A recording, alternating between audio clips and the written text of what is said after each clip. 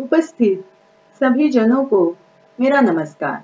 नमस्ते मेरे छात्र मित्रों, मैं उगले जयश्री सुनील, गोखले एजुकेशन सोसाइटी, श्री जयराम भाई high school, Nashik road, Hindi सुलभ भारती कक्षा 6 इसके अंतर्गत हम आज पाठ क्रमांक 8वां, जिसका नाम है जन्मदिन यानी जन्म दिवस, इसका उत्तरार्ध देखने वाले हैं। जन्म दिवस हर एक को मनाना अच्छा लगता है, तब जो आनंद और उल्लास होता है उसकी बात ही निराली होती है। तो यह जन्म दिवस पाठ जो है, इसका जो नायक है बबलू, यह जो बबलू है किस तरह बेफिक्री से अपना व्यवहार करता है, वह भी प्राकृतिक संपदाओं के बारे में। पानी, बिजली किस प्रकार वह बर्बाद करता है, पंखे, कूलर, बल्ब, यह कैसे वह शुरू रखता है, उसकी ओर उसका ध्यान जो है वह नहीं जाता था कि यह एक प्राकृतिक संपदा सीमित है, मर्यादित है, यह नष्ट होने वाली है। इस बात से तो वह बिल्कुल ही बेखबर और अनजान था। तो इस बात को लेकर उसके माता पिता बहुत ही चिंतित थे। तो उसकी मौसी और उसकी माँ दोनों मिलकर उसे किस प्रकार नाटक कर सबक सिखाती है, यह इस उत्तरार्ध में हम देखने वाले हैं। पूर्वार्ध में हमने देखा कि मौसी की बेटी पूजा के लिए जन्म दिवस मनाने के लिए वह उसके घर जाता है और प्यास की वजह से उसका हाल कितना बुरा होता है। तो आगे देखते हैं। सुनो, समझो और पढ़ो। पाठ क्रमांक 8, जन्मदिन, प्रेम स्वरूप श्रीवास्तव। देखो, पिछले भाग में हमने देखा शीला मौसी ने मुंह बनाकर बच्चों को बताया कि क्या बताऊं बेटे, इस ब्लॉक की पानी की टंकी की सफाई हो रही है, जिसकी वजह से घर में भी आज पानी नहीं आ रहा है, बिजली नहीं है, यह एक और परेशानी है।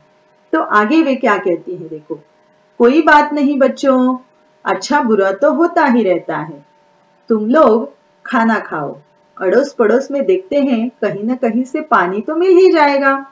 तो मौसी उन्हें समझाती है कि कोई बात नहीं बच्चों, जीवन में तो ऐसे उतार चढ़ाव, अच्छे बुरे बर्ताव तो होते ही रहते हैं, तुम लोग आराम से खाना खाओ, मैं अगल बगल में अपने परिवेश में ढूंढती हूँ, कहीं न कहीं से तो पानी आपको मिलने के लिए मिल ही जाएगा और मैं लेकर आऊंगी। लेकिन इस आश्वासन से बबलू को कोई राहत नहीं मिली।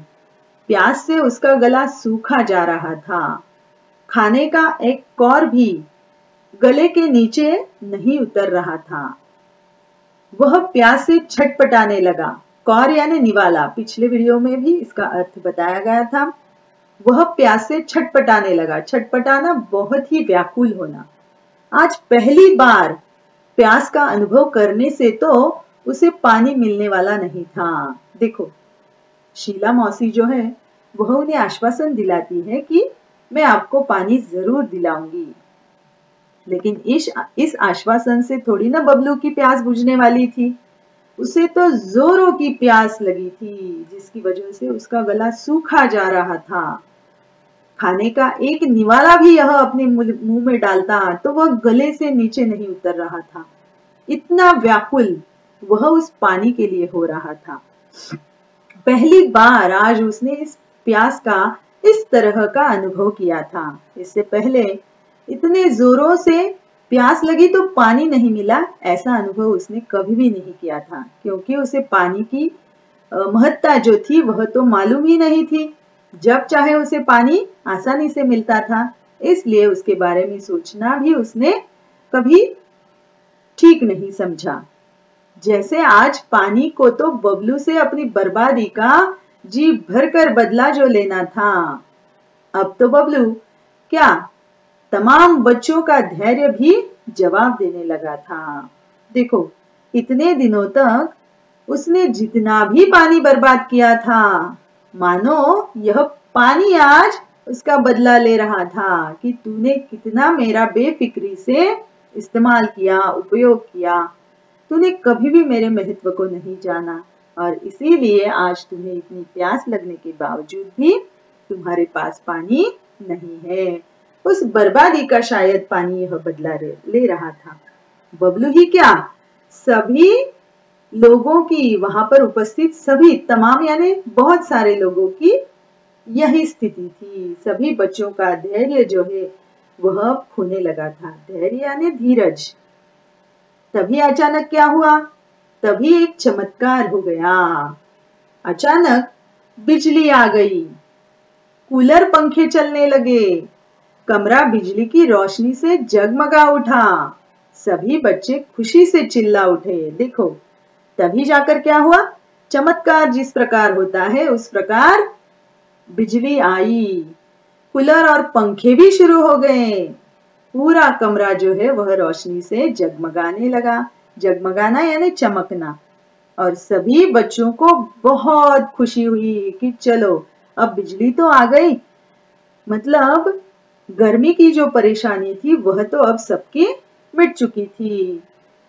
मगर बिजली आने भर से तो प्यास बुझने वाली नहीं थी। अंकल को भी अचानक कुछ याद आया। वे खुशी से बोल उठे, अरे बच्चों, मैं तो भूल ही गया था कि बड़े वाले पानी के कूलर में पानी भरा हुआ है। देखो, यह कितनी बड़ी खुशी की बात सभी बच्चों के लिए थी। जब तक रोशनी थी, बिजली थी, पंखे थे, कूलर थे, लेकिन फिर भी प्यास से उनका गला तो सूखा जा रहा था। और इसीलिए अचानक अंकल को भी कुछ याद आता है और वे बच्चों को बोलते हैं कि अरे बच्चों, अरे मैं तो भूल ही गया था कि यहाँ का जो बड़ा कूलर है ना, उसमें ठंडा पानी भरा हुआ है। देखो, केवल एक विचार मात्र से ही उनके मन में बहुत ही ठंडक मिली। उनके मन में बहुत ठंडक का एहसास हुआ। अगले ही पल वहां का दृश्य बदल गया। कमरा ठंडी हवा से भर उठा। बच्चे बड़े सब ठंडे पानी के साथ हवा चटपटे भोजन का स्वाद लेने लगे। बबलू की तो बाँछें खिल उठी। बाँछें खिल उठना, बहुत ही प्रसन्न होना, बहुत ही खुश होना। चलने से पहले शीला मौसी और माँ एक दूसरे को देखकर मुस्कुराए। इस मुस्कुराहट के पीछे छिपा रहस्य बबलू नहीं समझ पाया। जब बिजली आती है तो अगले ही पल उस पूरे कमरे का माहौल ही बदल जाता है। दृश्य, माहौल, वातावरण। ठंडी हवा से पूरा कमरा ठंडा हो जाता है। बच्चे, बूढ़े, बड़े सब जो है ठंडे पानी से पहले तो अपनी प्यास बुझाते हैं और फिर उस पार्टी के चटपटे भोजन का स्वाद भी लेने लगते हैं। और बबलू तो इस बात से बहुत ही प्रसन्न होता है, बहुत ही खुश होता है। बबलू की तो बाँछें खिल उठी। बाँछें खिल उठना यह एक मुहावरा है जिसका अर्थ है खुश होना। चलने से पहले यानी घर जाने से पहले शीला मौसी और बबलू की माँ दोनों एक दूसरे की तरफ देखती है और धीमे धीमे मुस्कुराती है। बबलू यह बात देखता है कि दोनों मुस्कुरा रही हैं, लेकिन इसके पीछे क्या रहस्य है यह बबलू नहीं समझ पाता। जब वे दोनों घर पहुंचते हैं, देखो, घर पहुंचने पर माँ को बबलू किसी सोच में डूबा हुआ दिखाई पड़ा। बबलू कुछ नहीं बोला। शीला के यहाँ जो घटना हुई वह अब भी उसकी आंखों के सामने या आगे घूम रही थी। अपने आंगन की गौरैया की प्यास से खुली चोंच, बाहर सड़क की नाली में जीभ निकाले हांफता हुआ टॉमी, शीला मौसी के यहाँ प्यास से सूखता उसका गला, पंखा, कूलर, जरा देर के लिए बंद रहने पर बहता पसीना, बहुत कुछ। नहीं, अब वह ऐसा कुछ भी नहीं करेगा। देखो, एक सिनेमा की तरह वहां का जो जन्म दिवस के अवसर का जो दृश्य था उसके दृश्य पटल पर धीरे धीरे आ रहा था। वह मुंह से कुछ नहीं बोल रहा था, लेकिन उसके मन विचार जो है वह बहुत कुछ बोल रहे थे। एक सिनेमा की तरह वह घटना जो है उसकी आंखों के सामने उसके दृश्य पटल पर आ रही थी, आंखों के आगे घूम रही थी, जैसे कि वह हमेशा अपने आंगन में गौरैया, गौरैया यानी चिड़िया, वह प्यास से खुली अपनी चोंच रखती थी वह उसको याद आई। उसके साथ ही साथ बाहर सड़क की नाली में जीभ निकला बैठा हुआ हांफता हुआ उसका टॉमी कुत्ता, वह भी उसे याद आया। गौरैया अपनी चोंच क्यों खुली छोड़ती थी? क्योंकि उसे पानी चाहिए था, प्यास लगती थी उसे भी, वह भी प्रकृति का और सृष्टि का एक हिस्सा थे। पानी मिलना यह उनका भी एक अधिकार था। पानी पर केवल मनुष्य का ही अधिकार नहीं है, वह सब सृष्टि के जीवों का अधिकार है जो सबको मिलना चाहिए। लेकिन हम मनुष्यों ने उस पर इतना हावीपन दिखाया है कि केवल वह पानी हमारे लिए ही है। तो उसे वह प्यासी गौरैया दिखाई देने लगी, प्यासा हुआ टॉमी भी दिखाई देने लगा। शीला मौसी के यहाँ प्यास से उसका सूखता गला, किस प्रकार वह पानी के लिए व्याकुल हो रहा था, वह भी उसे याद आया। पंखा कूलर जरा देर के लिए बंद रहने पर कितना वह पसीने से तरबतर हो गया था, वह भी उसे याद आया। वह अनुभव तो वह याद भी नहीं करना चाह रहा था, लेकिन वह कुछ सोच विचार कर रहा था जिसकी वजह से उसे यह सब बातें याद आ रही थी। बस इतना ही नहीं तो और बहुत कुछ ऐसी सारी बातें जो उसकी गलतियों के तौर पर उसे दिखाई देने लगी। और अब यह ऐसा कुछ भी नहीं होगा, यह उसने मन में निश्चय कर लिया, ठान लिया कि मैंने पिछले जीवन में जो जो भी गलतियां की है, प्राकृतिक नैसर्गिक सृष्टि के तौर पर जो जो भी गलतियां मैंने की है, वह अब मैं कभी नहीं दोहराऊंगा। ऐसा निश्चय उसने मन में कर लिया, ऐसा उसने ठान लिया। माँ, कल से मुझे आंगन में किसी बर्तन में पानी भरकर रखना है। माँ हंसकर बोली, तेरे कारण पानी बर्बाद होने से बचे तब न रखे। देखो, माँ से वह कहता है कि माँ मुझे कल से बर्तन में आंगन में पानी रखना है अपनी गौरैया के लिए, उसे भी तो प्यास लगती है, मैं उसे पानी दिलाऊंगा। तो माँ उससे हंसी मजाक करती है और कहती है कि तू जब यदि पानी बचाएगा, मतलब तेरे उपयोग के बाद, पानी के उपयोग के बाद जो बचेगा तब तो उसे देंगे ना हम। तू तो इतना पानी बर्बाद करता है कि किसी के लिए कुछ नहीं छोड़ता। माँ, अब पानी की एक बूंद भी बर्बाद नहीं होगी, बबलू आत्मविश्वास से भरकर बोला। तो बबलू ने अपनी माँ को यह विश्वास दिलाया जो उसके चेहरे पर दिखाई दे रहा था आत्मविश्वास के तौर पर। उसने कहा, नहीं माँ, अब से मैं ऐसी गलती कभी भी नहीं करूंगा। पानी की एक एक बूंद मैं बचाऊंगा, एक बूंद तक मैं बर्बाद नहीं करूंगा। मगर बबलू कभी यह नहीं जान पाया कि शीला मौसी के यहाँ जन्मदिन की पार्टी में जो कुछ भी हुआ वह एक केवल नाटक मात्र था, उसे सबक सिखाने के लिए था। माँ इस आदत के बारे में बता दिया था मौसी को, शीला मौसी को। घर से चलने के पहले ही शीला मौसी को फोन पर बबलू की इस आदत के बारे में उसने बता दिया था। शीला मौसी ने भी कुछ करने का भरोसा दिया था। उन्होंने यही नाटक किया जो कि पूरी तरह कामयाब रहा। देखो, बबलू को सारी बातों का एहसास अब हो चुका था कि यह जो प्रकृति है, यह जो सृष्टि है, इस पर केवल मात्र मनुष्य का ही नहीं तो सारे जीव जंतुओं, प्राणियों, पक्षियों सभी का एक जैसा एक समान अधिकार है और सबको पानी का अपना अपना हक मिलना चाहिए।